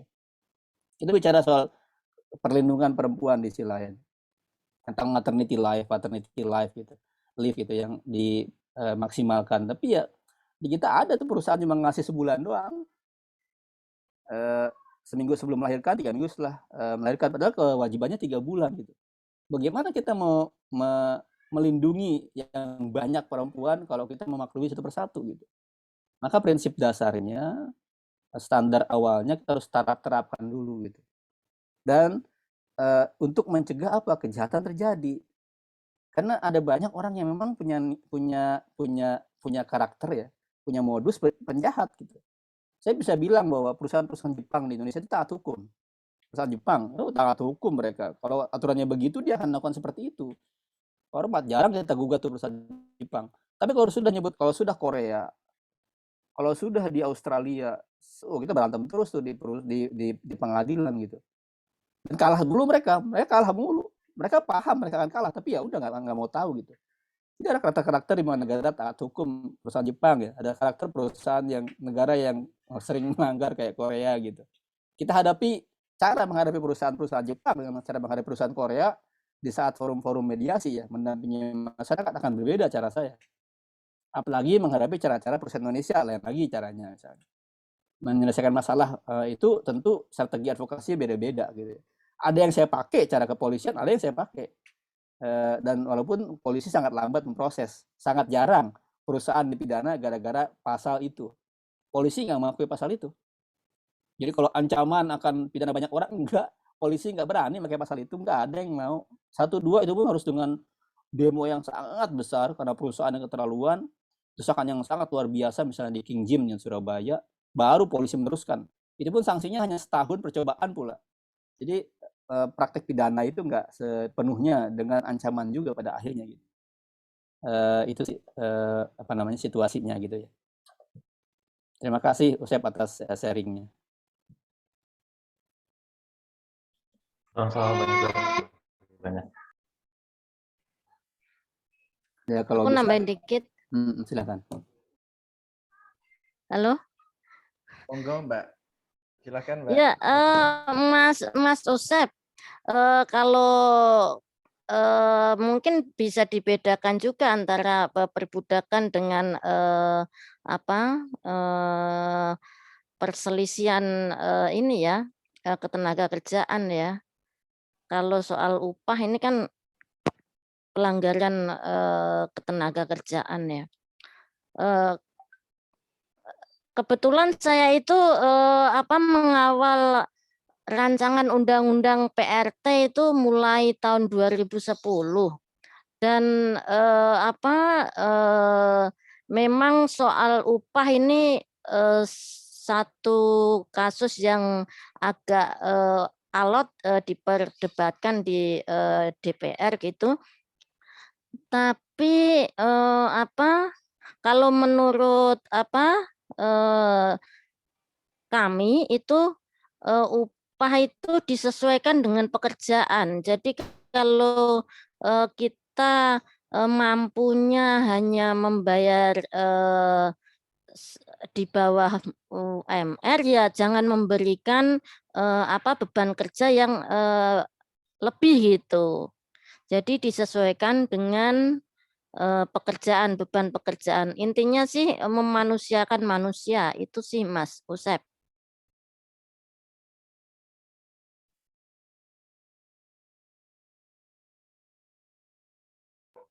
Baik, Mbak Siti, terima kasih atas jawabannya. Ya, gitu Mas Usep.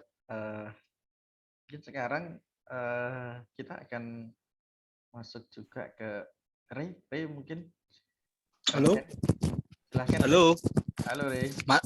Kedengaran ya Kak ya? Oke Ray, clear. Oke.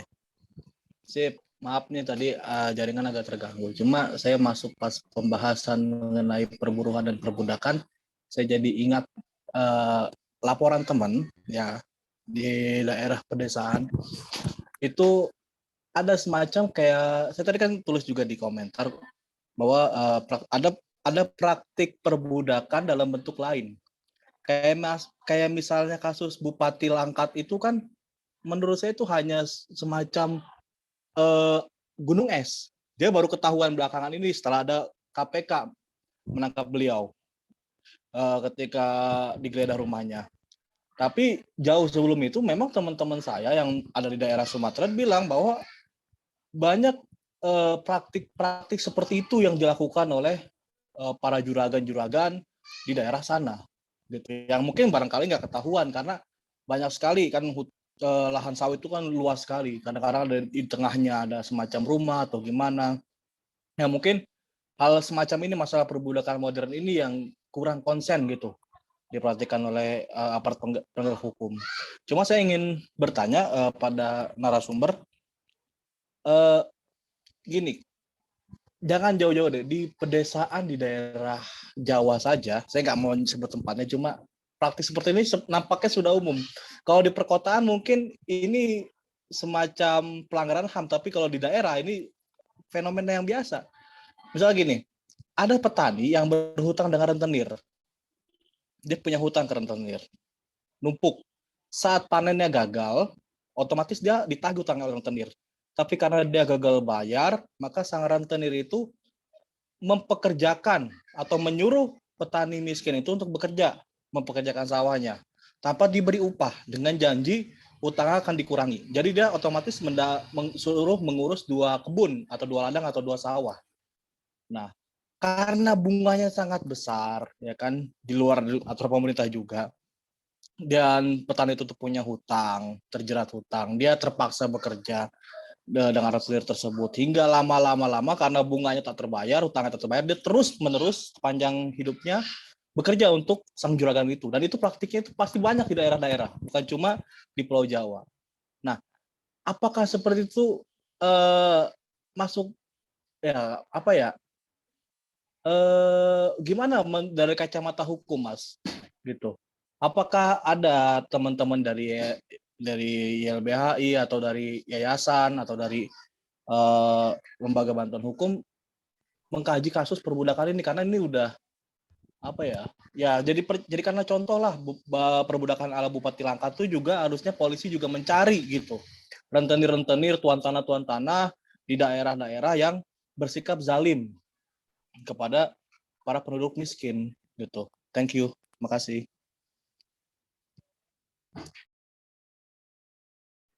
Thank you, Ray. Gimana maunya, Mas? Iya, saya sepakat dengan Mas Ray tadi. Memang kalau kita pakai definisi konvensi ILO tadi akan sangat banyak yang kena gitu. Makanya solusinya kan sebenarnya bukan semata-mata pendekatan hukum ya. Tapi pendekatan ekonomi, pendekatan kesejahteraan, pendekatan menekan kemiskinan, pendekatan menekan korupsi itu menjadi solusi gitu. Tidak semuanya selesai dengan misalnya melapor ke ILO atau mendesak pengawas untuk menertibkan gitu. Itu solusi yang jangka pendek gitu.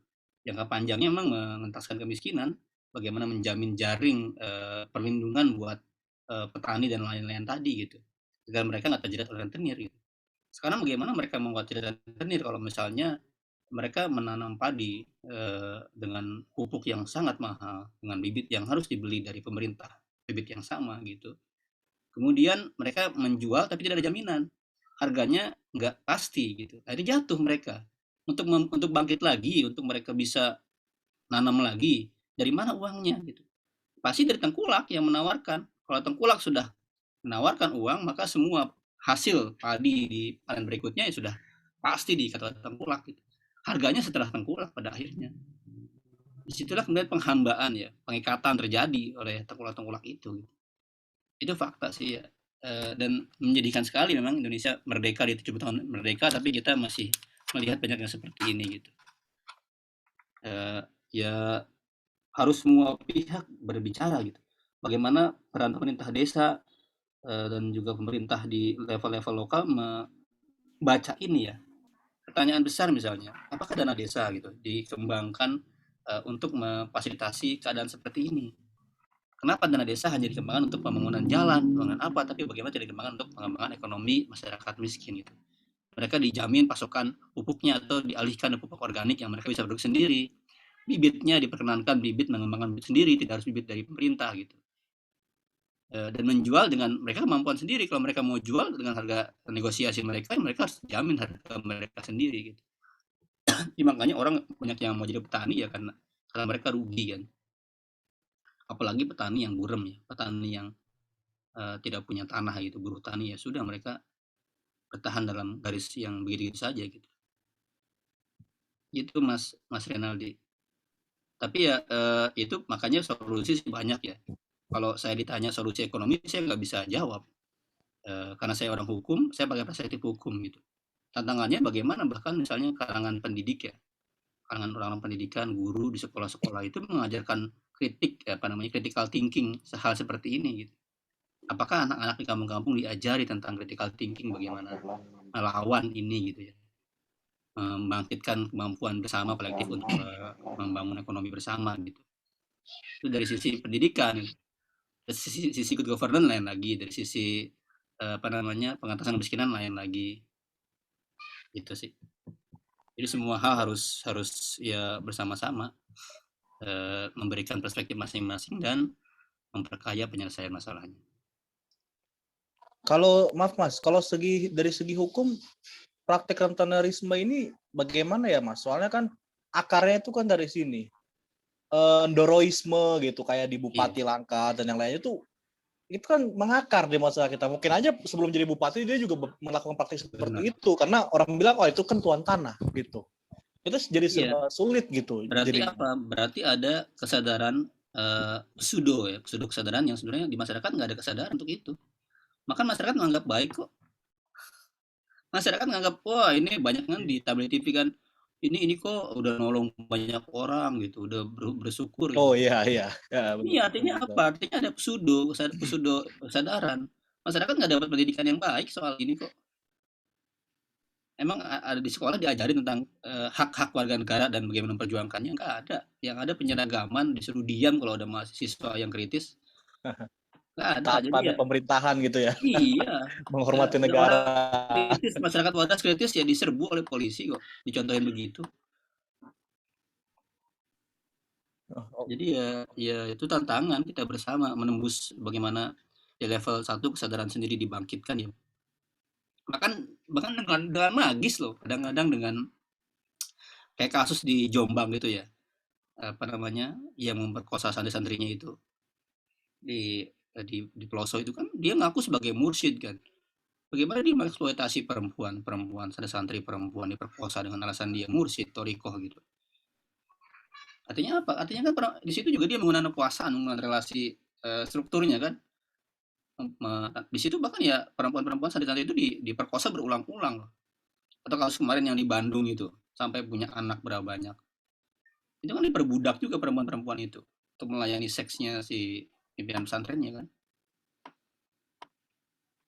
Itu berarti apa? Berarti ada ya mereka menggunakan relasi kuasa dan relasi ketidakberdayaan untuk menggunakan apa banyak hal ya. Jadi bukan hanya di pekerjaan saja, bahkan di level tubuh saja perempuan aja di situ dipakai sedemikian rupa dieksploitasi. Ya, saya sepakat sih dengan Mas Isnur ya, bahwa pendidikan demokrasi kita ini kurang. Bahkan salah satu saluran kebebasan kita yaitu media sosial sendiri pun sekarang sudah dibungkam dengan adanya UU ITE ya kan.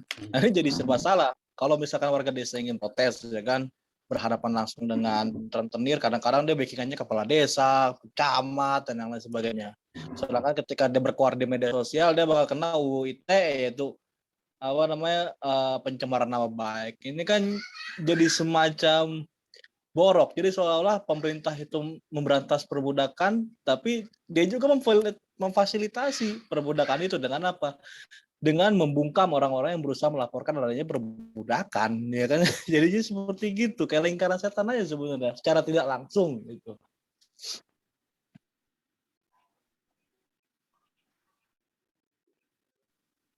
Oke, terima kasih Mas Galang. Mungkin bisa dilanjut diskusinya. Thank you, Ray. Tapi ya menarik sih, artinya ya kalau bicara apa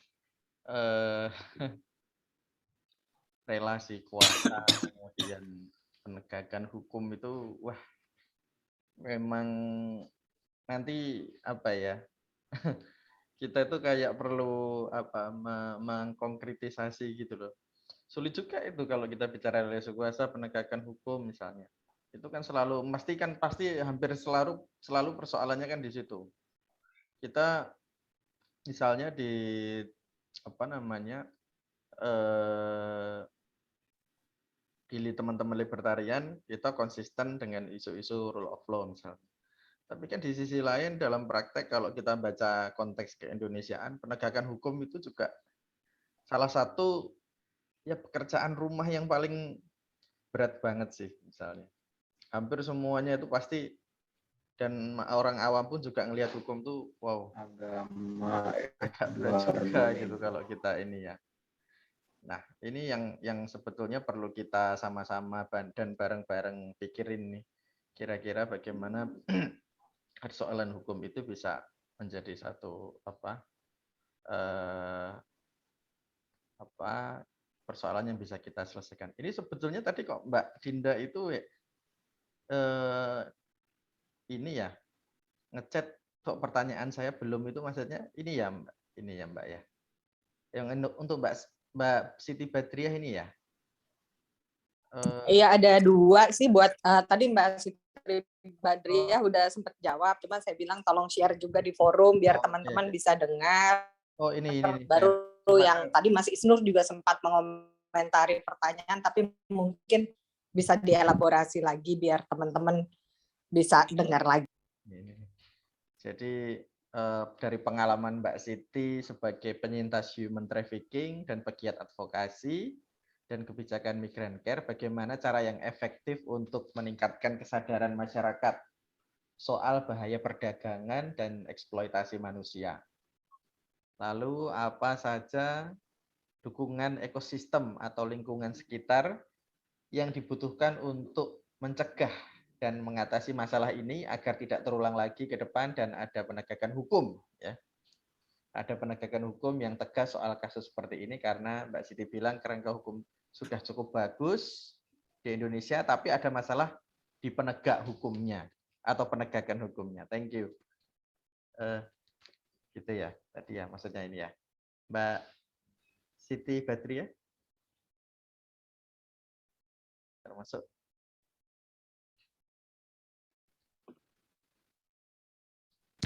Halo. Atin dulu. Halo. Iya, Mbak. Iya. Soal pencegahan perdagangan orang ya.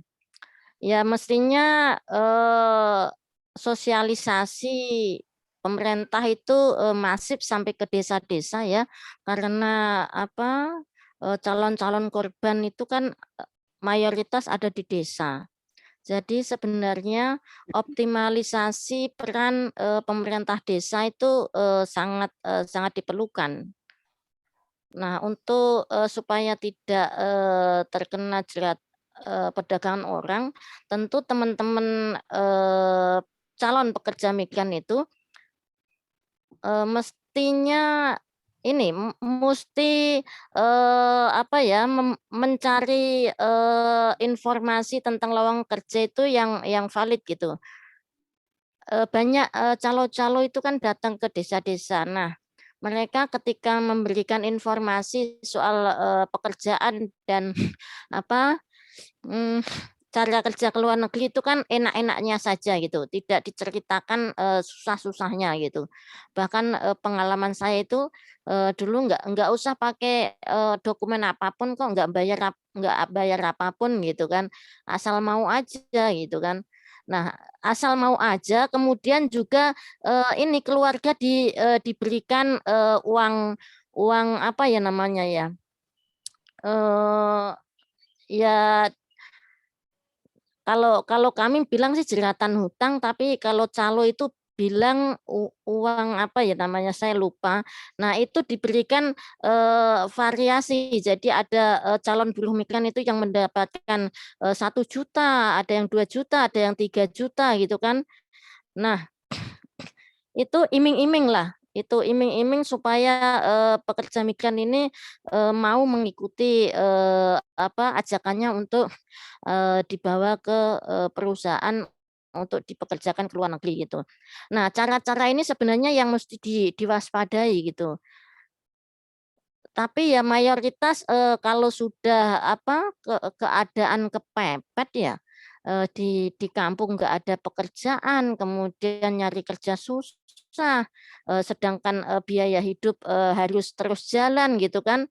Terus ada calo yang ngiming-ngimingi kalau mau kerja ke luar negeri dapat duit ini keluarganya dapat uang tinggalan nih 2 juta, 3 juta gitu. Siapa yang nggak mau, Cung? Ya kan? Ya, tapi hakikatnya ini adalah jeratan hutang gitu. Harusnya ini yang diwaspadai, tetapi ya itu kembali kepada kita semua bahwa ya keadaan seperti ini masih apa ya masih lumrah gitu loh, masih dilumrahkan itu di apa ya namanya, pokoknya dilumrahkan lah di masyarakat itu. Nah, sebenarnya perangkat desa itu kan mengetahui hal-hal seperti ini, tetapi mungkin karena pengetahuan dari perangkat desa sendiri juga yang kurang gitu. Jadi ya membiarkan saja praktek-praktek seperti ini terjadi gitu. Ya mestinya pemerintah itu memberikan edukasi yang lebih masif lagi kepada perangkatnya di tingkat yang paling bawah, yang paling berdekatan dengan calon-calon korban begitu. Gitu Mbak. Kalau yang soal ini Mbak, yang proses dokumen, terus kemudian persyaratan dan cek and recheck ke dinas terkait itu sebetulnya kalau bisa dijelaskan itu gimana itu Mbak? Ya, ketika mendapatkan informasi kerja, mestinya dicek kevalidannya ke dinas tenaga kerja terkait gitu ya. Kemudian juga ketika proses-proses dokumen itu kan kebanyakan calon pekerja migran itu proses dokumen itu kan yang ngurus semuanya ini perusahaan. Jadi banyak juga kemudian yang dipalsukan gitu kan. Nah, sebenarnya ya ya kalau bisa itu dokumen-dokumen itu diproses sendiri begitu dengan tidak memalsukan apapun gitu. Baik alamat, usia gitu kan. Karena apabila dipalsukan, apabila nanti di luar negeri mendapatkan satu masalah itu akan jadi masalah lagi gitu. Pengalaman kami beberapa tahun yang lalu ya, ketika masih banyak pekerja migran itu alamatnya di Sukabumi. Nah, ketika pekerja migran ini mendapatkan masalah dan meninggal di luar negeri, itu kan dikirim ke alamat paspornya. Ternyata alamat paspornya itu salah gitu. Karena warga yang di situ nggak mengenali si jenazahnya ini. Akhirnya kan jenayah mencari alamat yang terjadi. Jadi ya miris sekali memang. Iya, iya. Padahal itu mereka juga nggak tahu ya Mbak ya. Kena sampai itu pihak agennya yang melakukan itu ya. Betul Mas. Ya, agennya, perusahaannya. Oke, thank you Mbak. Jadi terus kemudian ini yang pertanyaan kedua ya Mbak Dinda tadi ya, coba ini mungkin ke Mas Isnur ya. Dengan kondisi apa ini? Coba saya baca. Dengan kondisi relasi kuasa, masalah penegakan hukum dan HAM terkait ketenagakerjaan, sebaiknya apa batasan peran pemerintah untuk memastikan penegakan hukum dan perlindungan pasar? Jadi bagaimana peran pemerintah, terus bagaimana juga memastikan penegakan hukum untuk melindungi dan perlindungan pasar. Dan di sisi lain tidak mendistorsi pasar serta memastikan proses kerja tidak dilakukan atas dasar paksaan dan kekerasan, serta ada opsi pekerjaan untuk keluar dan melaporkan. Kekhawatirannya adalah karena dalam kasusnya harus diakui pemerintah juga bagian dari masalah ini berlarut-larut. Meski peran ini berlarut-larut, meski peran setiap pihak harus dilibatkan dalam upaya pencegahan masalah ini, kemiskinan dan kebodohan juga harus ditangani dulu, serta mendorong ekosistem yang kondusif untuk pasar tenaga kerja yang berperspektif HAM dan memberi kebebasan ekonomi bagi setiap orang. Terima kasih. Mungkin bisa. Ya, oke. Jadi kalau kita baca pasal 1 ayat 3 konstitusi kan disebut sebagai negara hukum ya. Indonesia negara hukum gitu. Maka kalau kita mengutip Ruskopon gitu, bahwa hukum itu sebagai tanda kutip rekayasa sosial gitu. Maka itu yang dilakukan pemerintah sama ini. Tapi sayangnya hukum di Indonesia tidak menjadi hukum yang baik gitu. Sejak awal kemerdekaan hukum menjadi pelintiran kekuasaan. Hukum menjadi sarana untuk membungkam yang berbeda gitu. Sarana untuk mendiskriminasi orang. Itu praktiknya pada akhirnya gitu. Maka apa solusinya? Solusinya mendudukan kembali negara hukum dalam konsep negara hukum yang sebenarnya.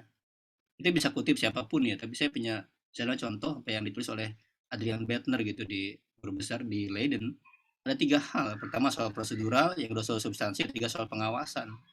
Bagaimana sejak awal prosedural itu dibuat kebijakan itu benar-benar memfasilitasi semua pihak untuk berpartisipasi. Nah, kalau kita baca misalnya penyusunan undang-undang KPK, undang Cipta Kerja yang tanpa ada partisipasi secara maksimal, gimana mau dapat substansi yang baik, apalagi pengawasannya.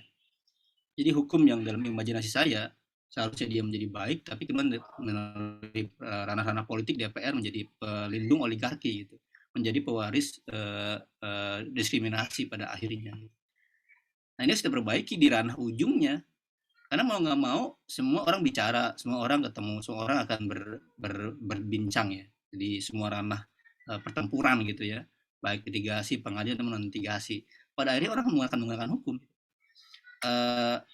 Ada masalah-masalah ya, ketika ada masalah itu kemudian nggak ada penyelesaiannya, nggak ada apanya, pasti orang ranah hukum. Dan sekarang orang apa-apa pengennya ke polisi gitu. Kenapa? Karena perdata tidak berkembang dengan baik. Apa-apa semuanya di polisi ini pidanain. Karena apa? Perdata wilayah yang orang nggak percaya dengan pengadilan, lama, rumit, mahal gitu, eksekusinya nggak jalan gitu. Artinya apa? Artinya perlu reformasi total di dunia hukum Indonesia.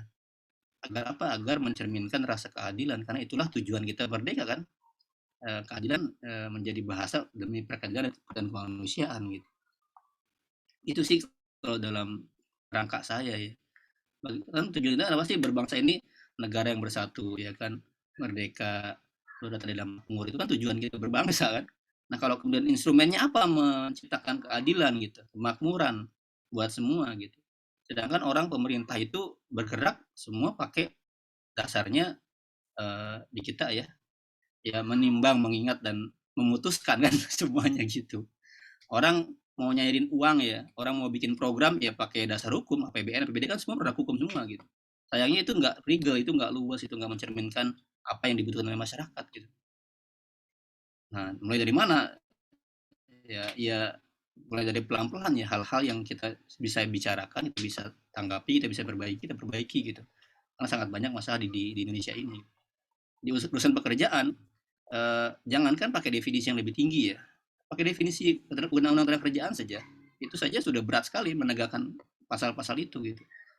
Apalagi kalau mau pakai definisi konvensi ILO gitu. Itu menjadi wacana saja dalam penerapan hukum di Indonesia gitu. Apakah konvensi ILO menjadi pertimbangan pemerintah dalam buat kebijakan? Jarang banget. Misalnya saat pandemi ya, pandemi itu ILO memberikan panduan bagaimana pemerintah menghadapi kondisi COVID gitu. Kan ILO itu kan tripartit ya, pemerintah, pengusaha, dan buruh, kira-kira gitu. Pengusaha di situ satu meja gitu, posisinya setara. Dan konvensi ILO berarti adalah konvensi yang disepakati oleh pengusaha juga. Jadi kalau Mbak Adinda tadi bilang bagaimana memposisikan melindungi pengusaha menyepakati itu adalah aturan dari pengusaha gitu. Konvensi ILO adalah aturan dari pengusaha yang disepakati di forum internasional gitu. Jadi ya harusnya pengusaha juga mentaati apa yang konvensi ILO, apalagi pemerintah sebagai bagian dari negara bagian konvensi ILO harusnya terikat dari situ gitu.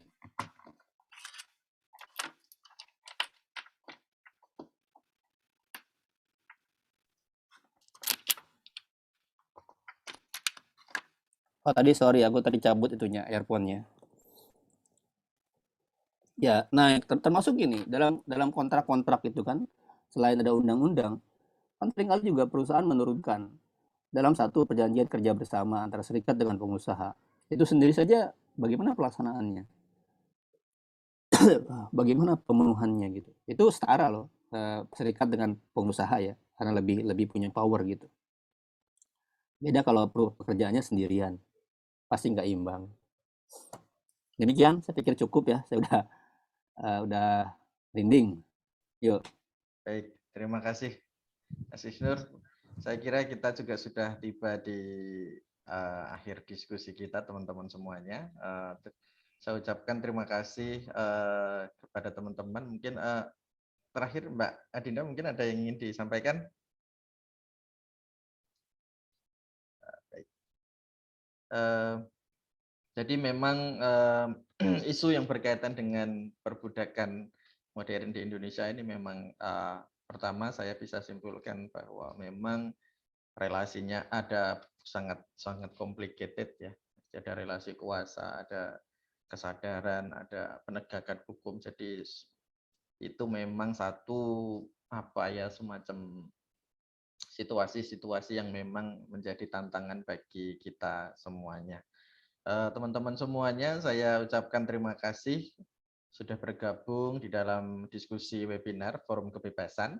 Saya ucapkan terima kasih kepada Mbak Siti Badriah dari Migran Care, Mas Isnur, terima kasih sudah menyempatkan waktunya 2 jam ini untuk diskusi dan teman-teman semuanya, dengan teman-teman semuanya. Dan nanti teman-teman bisa mengikuti hasil diskusi kita pada malam hari ini di platform YouTube dan bisa diakses dalam bentuk cerita juga ada di website. Sekali lagi, sebelum kita akhiri mungkin kita bisa sesi foto dulu satu.